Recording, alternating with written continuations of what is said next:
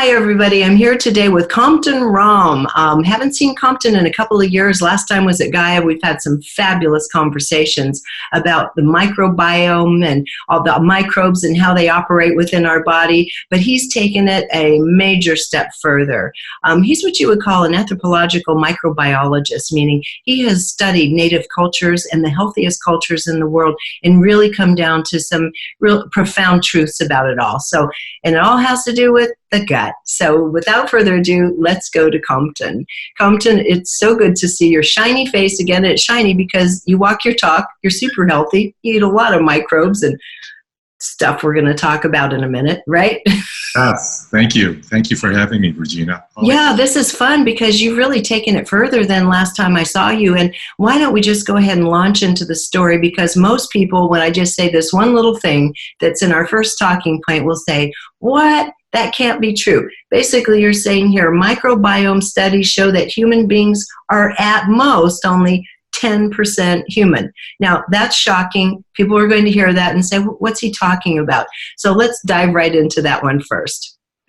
Right. Well, back in 2002, when they started looking at the number of genes that we have and the number of cells that can possibly be produced by these genes, they found out that the human being, the body itself, can only produce about 10 trillion living cells. There was only a possibility of 10 trillion cells, but when they counted the number of living cells that actually lived in the human body, there was over like 100 trillion, maybe 110 trillion.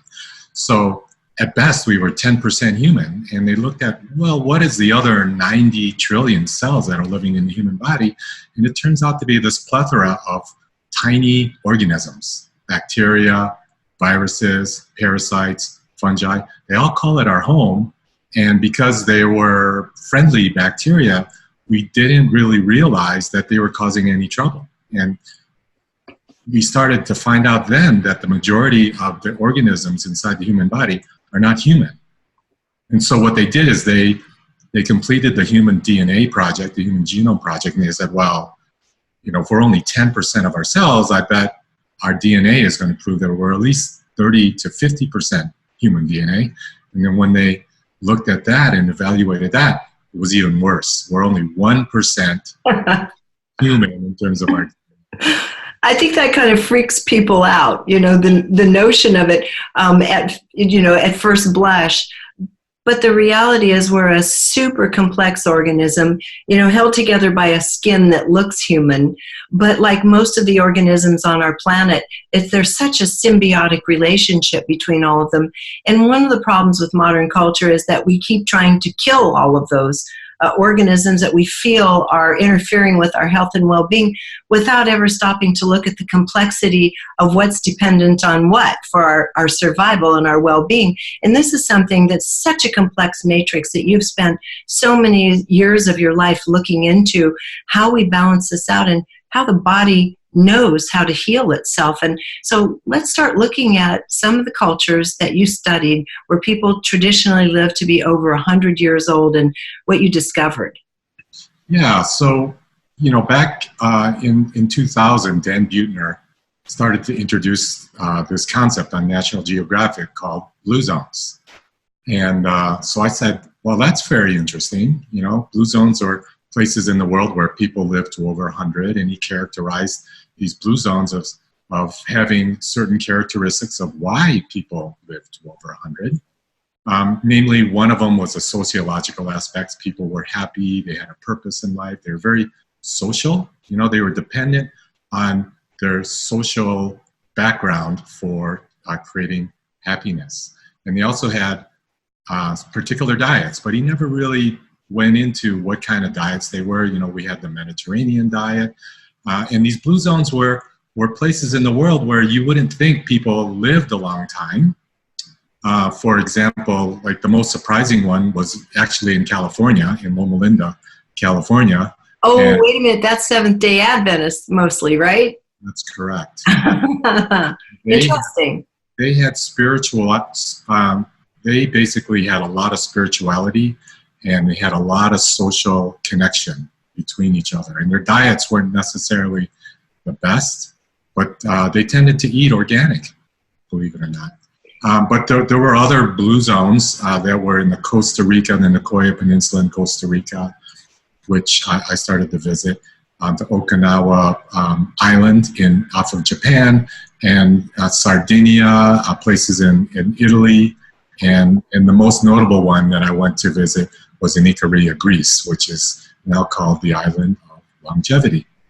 And so I started visiting these places, and I noticed that the people weren't really doing much of anything other than, having fun, relaxing, and working, and drinking, and eating a lot of their native foods. They didn't eat a lot of processed foods from the Western environment.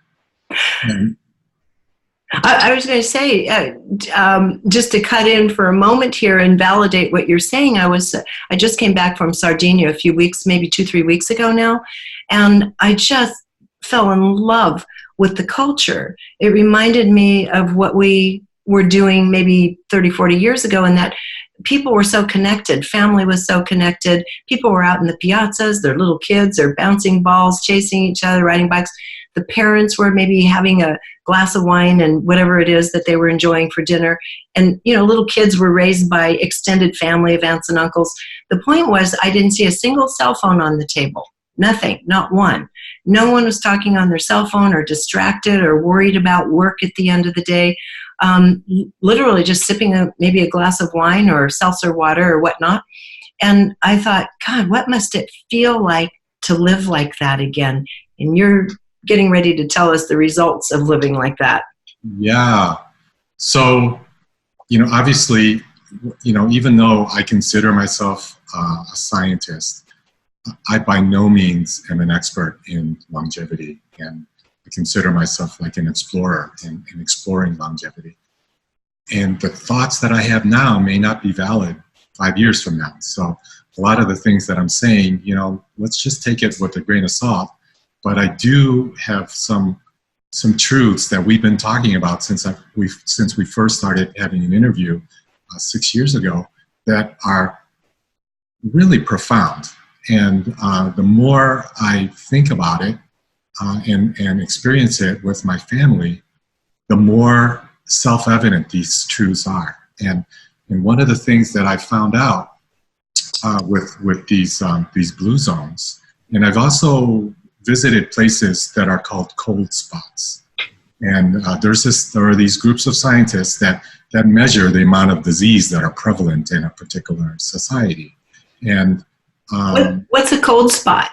Okay, so a cold spot is an area where there's a very low prevalence of a particular disease. For example, Copper Canyon, Mexico, for whatever reason, they don't have any incidence of diabetes. Zero. Wow. Yeah. And the Punjab region of northern India, because they eat a lot of curry and turmeric, they have the lowest incidence of Alzheimer's and any brain-related diseases, dementia, Alzheimer's, in the world. In Okinawa, Japan, they have very low incidence of heart attacks, and they're not very obese in Okinawa, Japan. So those are called cold spots. And then conversely, there are hot spots, places in the world where there's a high amounts of disease. Like New Orleans, Louisiana is a hot spot for cardiovascular disease. In fact, it's the highest prevalence of heart disease and heart attacks in the entire world. Interestingly, just a little aside, back when I had my vegetarian cooking show on PBS, virtually every market in the United States picked up that show except New Orleans because it didn't fit their culture, which is very, very rich, very fatty, lots of meats. And I'm not making a statement one way or another whether you should be vegan, omnivore, or whatnot. I'm just saying that they were very clear it didn't relate to their people. And it's interesting that you're saying this. Yes.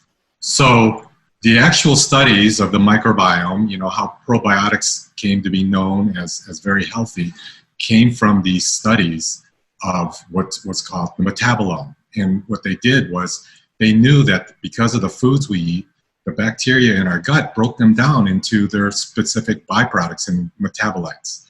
So the first level wave of we have a lot of species of bacteria in our gut.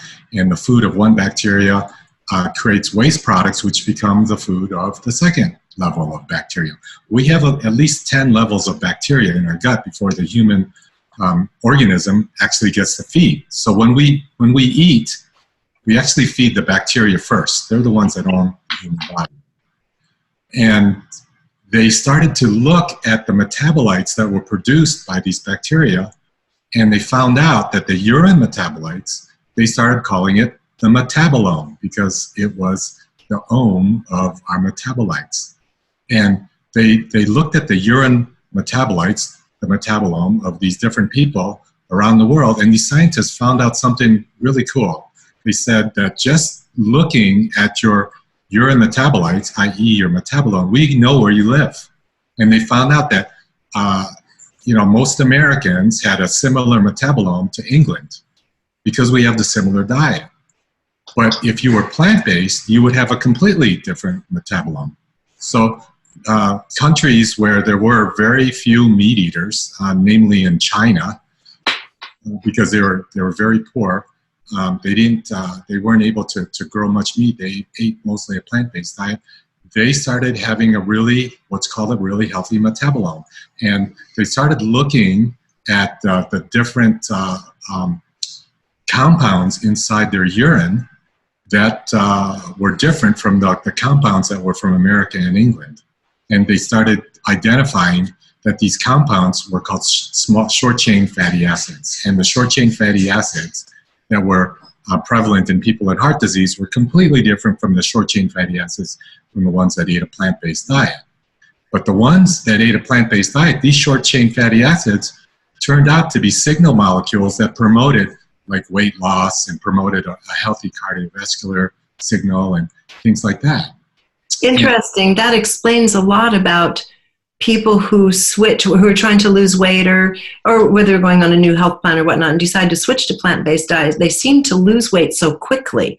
And I think it still kind of stuns people as to why that is, because they might be eating a lot of food, but nonetheless, the weight seems to drop off. So go into that a little more deeply for people who are wondering about that phenomena and curious about it.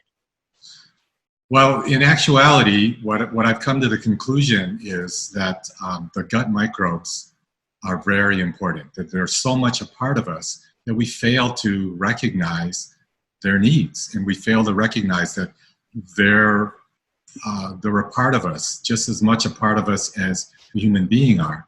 And my conclusion is that humans are superorganisms. And if we eat and act like one, it'll make you live longer, healthier, and happier. And what I mean by a superorganism is that we're an ecosystem of diverse organisms living together symbiotically, and we are more than ourselves, right? If we don't recognize these other organisms, we're going to turn out like, for example, like South Africa had apartheid for the longest time, and they were not healthy as a country because they didn't recognize the 90% of their population. They didn't give them a voice in governance. They didn't give them any voices at all. But once they started to give them a voice, they became healthy as a country. And they're still struggling, but they're much healthier as a country now because they started to recognize and give voice to these other members of their population. That's an interesting analogy. Let's go back to the food platform for a moment. You were talking about England and the United States. So we can talk about like the classic Sunday roast in England, where you have your Yorkshire pudding, big hunk of, roast beef, maybe a couple little bits of cooked vegetables in there and some dessert, coffee, tea, both of these cultures do that. In our version of it, it might be a quick stop at a big, pick up a McSomething in the morning for breakfast. What is that creating by way of these waste effects from the bacteria that you're speaking of that make us hang on to weight versus letting it go compared to plants? Well, when you eat plant-based compounds, plants have these compounds that we can't break down, and it's called fiber. And a lot of the meat products that we eat and a lot of the processed food that we eat, like in the 50s, they made a big thing about digestible fiber, digestible food. It turned out to be the complete opposite of what we really need because we're not paying attention to the superorganism. we're not paying attention to the needs of the gut microbes that need indigestible fiber. And so when you break down this indigestible fiber from plants, it creates these short-chain fatty acids, amongst other things, that regulate our weight and regulate our hormones and regulate everything, because these microbes are being fed. And believe it or not, the reason why the English weren't so obese 100 years ago versus they're more obese now is because of the microbes on the foods, right? The microbes on the foods 100 years ago, we didn't have refrigeration, so the foods were actually aging and decomposing before we ate them. There were microbes on the foods breaking down those foods, and when they ate the foods, they ate the byproducts of the partially decomposed meats and things like that. But because of pesticides and herbicides and antibiotics and now genetic modification, these foods are not being eaten by the microbes. The microbes don't recognize these foods, right? So when they're eating these foods, like the meats and things like that, they're being packed in cans that have these compounds in it that actually inhibit microbial growth. So the microbes don't have access to them. So when they get into the body, the microbes say, what is this? I can't eat this stuff. They don't get fed. And basically, we are starving ourselves because we are not paying attention to the nutritional needs of the superorganism. I mean, that's fascinating. We could go on for quite a bit. I mean, just painting the pictures of what it looks like in our guts, that our little companions in there are starving to death when we're feeding them things like processed foods. I guess, what are we looking at when we're looking at simple starches, simple carbohydrates, for example? Same thing? Same thing, yeah. We want to eat as complex a carbohydrate diet as possible. And on top of that, we want to ferment it before we eat it, yeah? So, for example, when you compost, what happens when you compost? Well, people take waste products and they put it in a bin and they let it sit there and age for like a year, right? Why? Because they found out by just taking those waste products and sticking it in a garden, it doesn't work. It only works if it gets broken down in the compost by all the bacteria and the fungus, and you get this rich plethora of compounds that the plants need to actually grow. So, we need to take that composting belief system and bring it to the humans, and that's what fermented foods are all about. So when the Japanese and the Koreans make kimchi, when the Germans make sauerkraut, when we make kombucha, we're actually eating these breakdown products of these microbes, which gives us the food that we need to feed our superorganisms. Interesting. Now, a lot of people, of course, kombucha is a massive trend right now. But some people are still afraid of it, thinking, oh my God, then I have all the sugars, and then aren't I doing something even worse to my gut? So let's just focus on kombucha for a moment, because it does require sugars for the fermentation process. What's actually going on with it? And should people be nervous about it just because it has a few carbs? I would say no. Most of the original kombuchas that were made were not, all the sugars were already eaten up. I mean, I was drinking kombucha in the 90s, and it didn't taste that good because I wasn't a fan of the teas, and it wasn't carbonated back then. And now they artificially carbonate kombuchas, and the types of sugars you use for kombuchas actually make a big difference. If you use sugars like honey, yes, as breakdown products that are very healthy for you, and it turns out that kind of kombucha is called a jun. Jun, yeah, it's delicious too.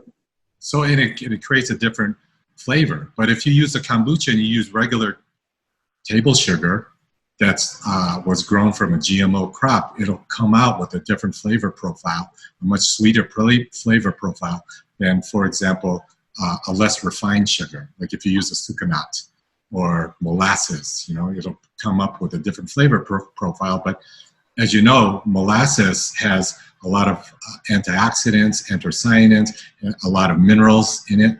So the type of sugar that you use in a kombucha gives a different mineral composition than a more refined sugar. So you actually want to use a kombucha with less sugar, but most people are really addicted to sugars because your microbes are addicted to sugars. Yeah. Okay. So that's another thing we need to talk about is people addicted to sugar because their microbes are addicted to sugar. How do you break that cycle, and to what extent do you really need to break that cycle? Well, we definitely have to break the cycle of sugar consumption, because the microbes that are addicted to sugar are actually, a lot of them are fungus. Candida is probably the best known fungus that's addicted to sugar. And once we eat sugar, more of this candida starts to show up in our body. And of course, the microbes have tremendous amount of influence to our cravings.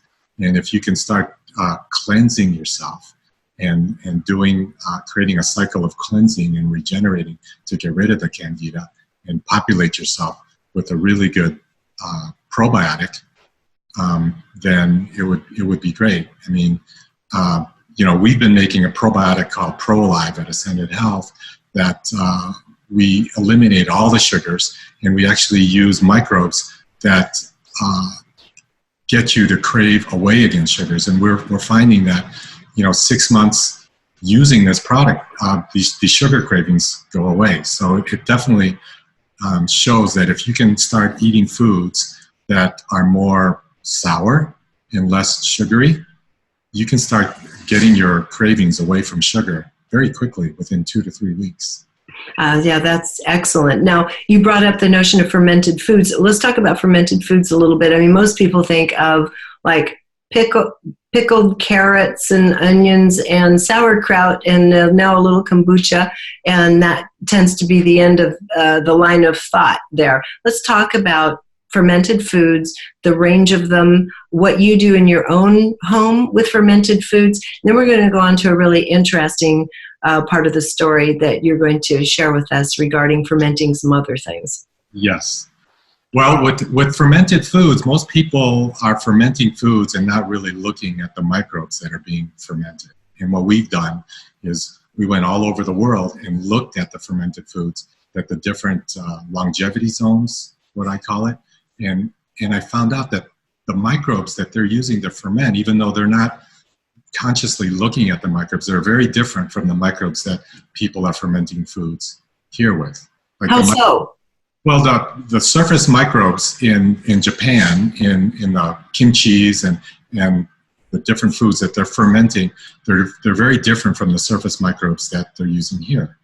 And most of the people, when they're fermenting foods with the cabbage here, they're fermenting with the endogenous cabbage, the endogenous microbes that are on the surface of the cabbage. And they may not necessarily be beneficial for you. How do you know what is and what isn't? Just through research. Yeah, we started researching these microbes, and we started isolating the different microbes on the surface of the cabbages in the United States, and we found out that they were neither beneficial or harmful to the human being. They were called commensal bacteria. So I started saying, well, if we have the opportunity to use a microbe that's beneficial for us, like for example, let's use a microbe that eliminates sugar cravings. And one of these microbes is Saccharomyces boulardii, right? So most of the microbes that are used to ferment beer is called Saccharomyces cerevisiae. But a slight variation that's found on the skins of mangosteen in Thailand are known to combat candida. So you can actually just buy Saccharomyces boulardii at Whole Foods or any health food store and make a sauerkraut from this. But what you need to do is you need to kill off and sterilize the sauerkraut that you make from your previous microbes. How do you do that? Use it by quickly boiling. So in culinary uses, it's called blanching. So you boil water and it becomes really boiled, and it's super hot, like 180 degrees. And then, all your cut up veggies, you just stick them in there, and then you drain it. And you stick them in there for like 10 seconds. Mm-hmm. So now it's literally completely sterile. Alternatively, you can use ozonated water. So you can create like a water ozonator, and you can ozonate your water, and you can sterilize your things that way. And basically at home, when we get our fruits and veggies, we get them from the farmer's market, we quickly put them in water, and we have a water ozonator. and we ozonate it that way. So we kill off other surface microbes. And that's a good way of making sure that your almonds, when you make almond milks, you're not going to get aflatoxin poisoning, and your strawberries last for 3-4 weeks. When you do this, you kill off all your surface microbes. So you actually preserve things that way. I find this fascinating. And if you would take the time for a moment to just spell the name of those microbes that you said you can pick up even at Whole Foods that people can use when they're fermenting their own food once they've essentially cleansed the exterior microbes off their food. What is the name of it again? How do you spell that? Saccharomyces boulardii. And Saccharomyces, they don't usually spell out. But saccharol means sugar, and it's spelled S-A-C-C-H-A-R-O. Myces, M-Y-C-E-S. I'm not great at spelling like that. That's okay. You'll get us in the ballpark. We can Google the rest. The rest of the word is called boulardii, and it's spelled B-O-U-L-A-R-I-I. Interesting. Okay. Named after this guy, Dr. Boulardi, that discovered it in Thailand off of the mango skin. So when you discover a novel microbe, they will give you a name. And this guy's last name was Boulardi, so they gave you this name, Boulardii. Too bad it wasn't Smith or Jones, right? Yeah, or Meredith. Or Meredith, right? Or Rom. Yeah. Meredithii. That's what your microbe would be. So you just, you would blanch your microbes. You can actually make a delicious mango slurry. And this is the first food that we fed our child. Where, we took, you could take mangoes, apricots, apples, or whatever, and you blanch them, and you mix them up in a sauce, and then you put like a capsule of Saccharomyces boulardii in there. Or you, better yet, I tell our users to take our ProLife and just take our ProLife and put a dropper full of the Ascended Health ProLife inside your mixture, and boom, you get like this rich culture of 19 different beneficial bacteria that I've collected from longevity zones around the world. And it does wonders, not just for your kids, but for your dogs and cats, for your pets. They love it. Sounds like your daughter's nearby. Yeah, they're building next door. Oh. I actually asked them to stop, but That's okay. We can still hear you. Well, that's really very useful, very helpful information. Let's talk also about some of the herbs and things that you've been playing with and doing some fermentation processes on that could end up being some of these really super complex foods that our bodies need. Yeah. So basically, based on the fact that we're a superorganism, I've been studying these tribes around the world that are known as microbiome diverse tribes. And they're usually hunter-gatherers. There's a hunter-gatherer tribe in South Africa called the Sen. There's another one in Tanzania. There's another one. There's a whole bunch of them in South America. When they studied their gut microbes, they're very diverse in their microbiome, and they turn out to be so diverse that they don't have cancers, they don't have diabetes, they don't have these diseases that we normally associate with the typical Western diet. Right.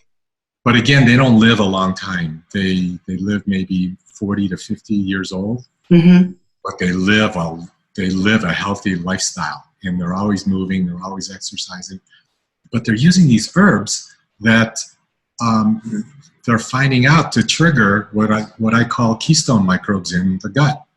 And some of these herbs they're bitter herbs, and they're these plants that are only grown in these areas of the world where these hunter-gatherers actually wildcraft these herbs. So, we're trying to create relationships with these tribes to help them out in a financial way to kind of like monetize the land, so the land doesn't get taken over by developers and by miners. Now, in the case of these tribes in the Peru, like the Hunakuans and the Yanomami tribes, they've got these specific herbs that they eat all the time, and it creates like diverse microbiome. And it goes into another clue as to why the superorganism that we have is a self-regulating being. You know, they believe that the human being has the ability to self-regulate. They don't believe in modern medicine and modern man being able to say, you know, you need this and you need that. They just say, let the microbes do it. And they say, let us eat the right plants to feed our superorganism, and the body will self-heal. And that's what happens. So the keystone microbes is another clue, is that our body is self-regulating and can heal themselves. And if we find the foods and the bitter herbs to feed these keystone microbes, our body starts to self-heal, it starts to lose weight, our skin glows, our liver starts to regenerate. It's amazing. So, you know, I've been on a mission to literally find out what these different keystone microbes like to eat and what they gather, and the clues in these hunter-gatherer tribes around the world. So is this something that you're going to be able to do by way of creating product lines that are available to the public through these fermented herbs? We are, and I come up with a term, like in order to create product lines, I want to be able to measure, you know, what kind of compounds are being produced by these different fermentations.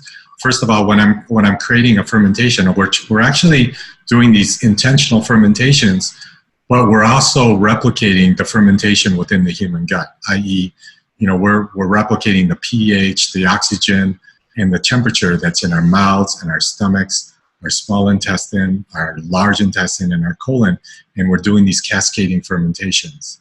And we're doing with the different microbes that are responsible for those fermentations. So I'm calling it a super fermentation, and literally it's kind of like a composting of food before we eat it. And what happens is when I'm using these microbes that I find all over the world and say, okay, these microbes are usually found in the mouth, in the oral cavity. And these microbes are found in the small intestine, and these are anaerobic microbes that we found in the large intestine. Well, we have different vats for those. And once we do like this super fermentation, we're trying to characterize the different small molecules that are responsible for healing the body. And these small molecules that are responsible for healing the body actually make the body live longer. So they're responsible for longevity. And I've come up with a term that I spoke of in our last interview, that these little molecules that promote longevity are called longevokines and longevicans. So that's what we're trying to characterize. Like, you know, can we find foods, and can I start to teach people how to create super fermented foods that produce these longevicans? So stay tuned. Absolutely. Now, one thing, people hear all this and get excited and think, yay, I want to buy the product and I can keep it, you know, eating my burgers and all that kind of stuff. But the point is, if you're going to continue the exact same diet you've been in terms of the Western classic diet, which is really a simple carb rich, for example, then how do those super fermented products play in with that? I mean, do they do that work for you, or do you really have to take it upon yourself to make some changes within and use these as augmentation? Well, the answer is both. You know, we always have to make some changes. You know, the biggest change is the belief system that our body is self-healing. It is a self-regulatory change, that we can't give our power away to the pharmaceutical industry and the medical industry, that we have to take the power amongst ourselves, that no matter where you are, that your body is always healing. Your body doesn't suddenly decide to stop healing just because you take this drug or that pharmaceutical or that chemical. No, your body's always trying to heal, right? So it's a self-regulatory device. And you have to decide, you know, that movie Shawshank Redemption, where Robbins is sitting there and Morgan Freeman is looking at him and he's like, what's going through your mind? And that's when he decided to escape the prison, right? And he's like, I have to paraphrase it, but he basically said, you know, a man's got to decide to actually start living, or you get busy dying. Yeah. That's what we have to change. We have to change our belief system. And then, you know, another thing I found out with these longevity zones, that these people have a very deep connection to nature and the universe to feed and heal like the different energy bodies. Like we just don't have this physical energy body to feed. We have to feed at least 4 energy bodies. And I'm not saying that these are all the energy bodies, but at the very least, we have an emotional energy body, we have a mental energy body, and we have a spiritual energy body, and we have a physical energy body. So we've got 4 energy bodies to feed. So when you went to Sardinia, these people were hanging around and they're feeling happy, you know, they're feeding their mental, emotional, and spiritual energy bodies. And I'm telling you, the microbes within us, the superorganism that we within us, they've got emotional needs too. They've got spiritual needs too, you know? And when we do these super fermentations, we're feeding them these emotional factors and these mental factors. They need to relax just as much as we need to relax, and they need comfort food too. I love it. I love it. A completely different way of looking at it. And culturally, these cold zones and blue zones and cold spots and so forth, did they all have in common that they generally shunned modern medicine in favor of natural healing just through their daily lives? Was that part of it? No, it's not part of it at all. In fact, a lot of the ones that were creating the fermented foods, the ones that I met in Ikaria were actually, he was like the chief pharmacist of the entire island. Oh my God. He's the one doling out like all the medicines and things like that. But the thing is that they embraced modern medicine, but they just knew that modern medicine wasn't the be all to end all. Yeah. Sometimes, you know, honestly, we need antibiotics and sometimes we need vaccines and sometimes we need all this, you know, all this new knowledge, but we have to just take it into account, and we just have to take it into the breadth of knowledge, but not forget that nature has that knowledge too. You know, unfortunately, with modern medicine, they don't take into account all the natural ways of healing because there's no money in it. True. Yeah. So, but we have our innate knowledge, and these cultures, they just haven't forgotten that knowledge. And truth be told, when you know you talk to these people, hey, is modern medicine going to save you? They say, no, not at all. I'm taking all these medicines, and a lot of them, they just forget these medicines, and they allow their bodies to heal themselves if they just relax and they start to eat the foods that they know are going to feed their superorganism. I love this story. Now, Compton, there are some other areas that get a little more complex that we can get into, but I'm going to be meeting up with you in a couple months at Gaia, and there we have a 1-hour interview ahead of us, and what I thought I would do is leave everybody with a lot of this really practical information. Again, getting the name from you of the product that you have that helps introduce these super healthy microorganisms that help reduce sugar cravings. We want to hear that one again. And then pick up the rest of the story when we get to Gaia and have another hour to talk about it. How's that sound to you? Oh, that sounds fantastic. Yeah, I want to talk about creating a cycle of cleanse and regeneration. Number one, just changing our belief system. Yes. The cycle of cleanse and regenerating. You know, we'll get into that in the Gaia interview deeply. We'll go into that cleansing cycle. Right. Right here now, what is the name of that product again that you carry? It's called Pro-Alive for boosting your immune system. And then there's another product called Active Detox, which actively detoxes your liver and kidneys of the toxins. And you can buy them together as a set. And it starts your cycle of cleansing and regenerating inside your body. So you cleanse away your cravings and you regenerate new cravings. Sounds wonderful. I'm sure a lot of people will be checking it out when they finish watching this. And meanwhile, I'm looking forward to the rest of the conversation, getting into the more of the complex story, more complexities of the story about cleansing and rebuilding. But you've given us a lot to work with even just today. And I think I love what you had to say about how we can cleanse off the unhealthy microbes from our food so easily, and then add in the good ones and really start changing the way our microbes in our body are responding, make our microbes happy. Because so many people here have... Knowing that we're a superorganism, yeah, we've got more than ourselves to think about. Yeah. Absolutely. That's a beautiful story. Okay, well, I look forward to seeing you again. It's been a couple of years. I will see you in Boulder in a couple months' time. And meanwhile, have a great rest of your summer. And Compton, thank you so much for taking time to share this with us today. And I wish you luck on your journey with your super fermented herbs. And I'm anxious to see what comes up. Yeah. So I'll be updating people on what we find and how we can actually measure foods as to their longevity and content. I love it.